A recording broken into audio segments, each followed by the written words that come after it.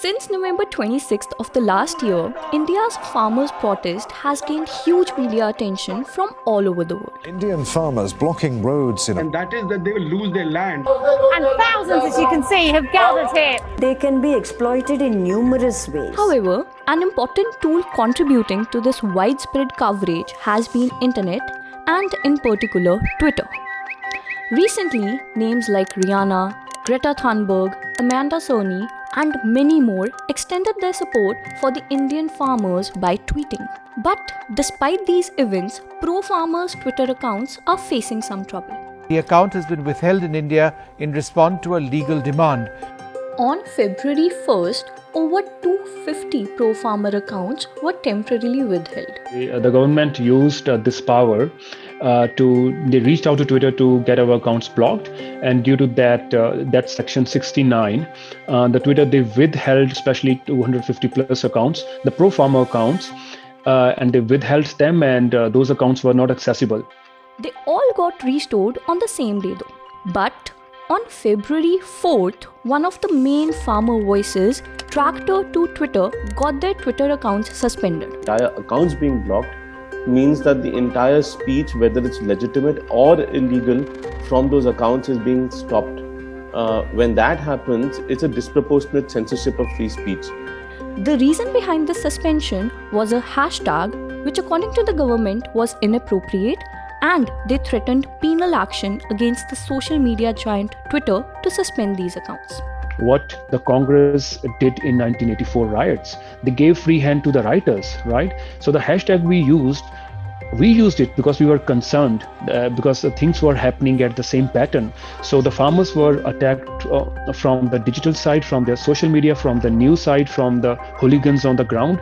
So what else they were doing? So it's our right to be concerned. It's our right to raise our concern on Twitter so that the authorities, the international bodies, they should take cognizance and they should step in to stop this kind of attack against the farmers. But this is not the only restriction that the government has imposed on the pro-farmers media. Amid this protest, two categories of media have emerged.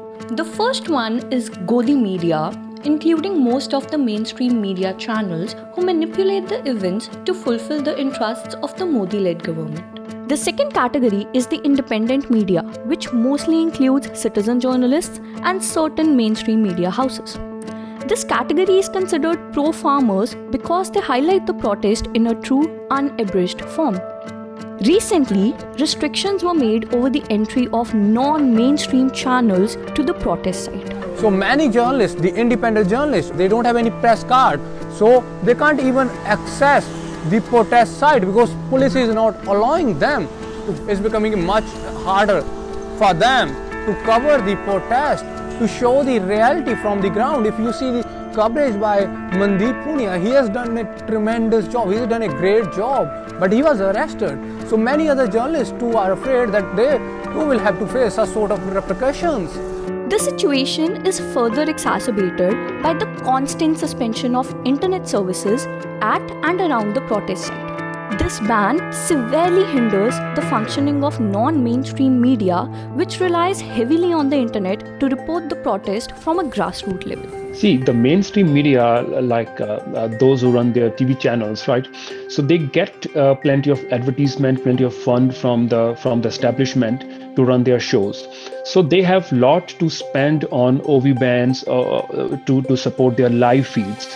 When it comes to the independent media, the people who use the normal internet connectivity, so either they are not allowed to go to the protest sites to cover what's happening there.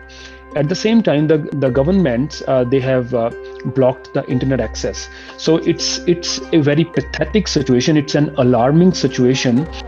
Farmers are afraid that if independent media fails to cover this protest, Godi media will continue to dominate the space with fake narratives. See, if the mainstream media had done their job properly, nobody had to pick up a phone and start reporting.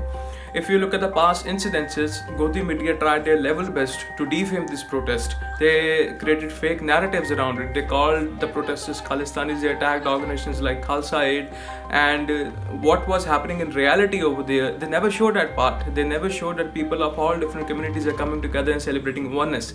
They never showed that Hindu, Muslims, Sikhs and Christians are offering their prayers and serving langar. So I think here Twitter and other social media platforms had played a huge role, not just in presenting the true image, but also countering the fake narratives that were spread by Godi media. And now if protesters lose these platforms, they'll lose a major part of their voice, and that's gonna get them in a lot of trouble, because the Godi media will continue to spread the fake narratives and they won't have any tool to counter those narratives. Now, Twitter has stood up against the threats of the Indian government and restored the accounts.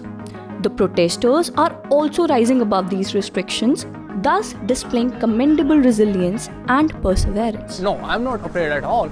I know what is my duty. My duty is to go and see what is happening on the ground and to bring that reality on Twitter and other social networking sites, and to write for news organizations, and I will continue to do so.